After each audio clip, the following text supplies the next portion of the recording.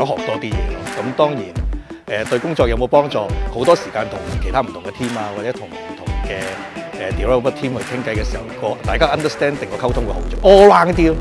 再去考翻多啲嘅 cert 去鞏固翻自己嘅知識，咁我覺得自己都係比3年前其實個信心又大咗，咁同埋同啲客戶去傾嘢嘅時候，其實有信心咗。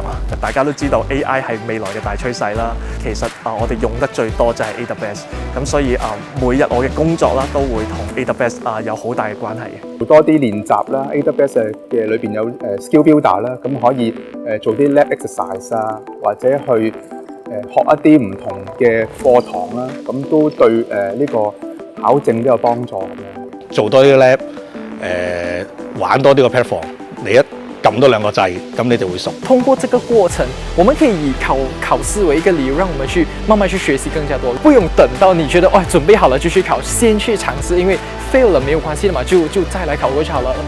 It's either you win or you learn。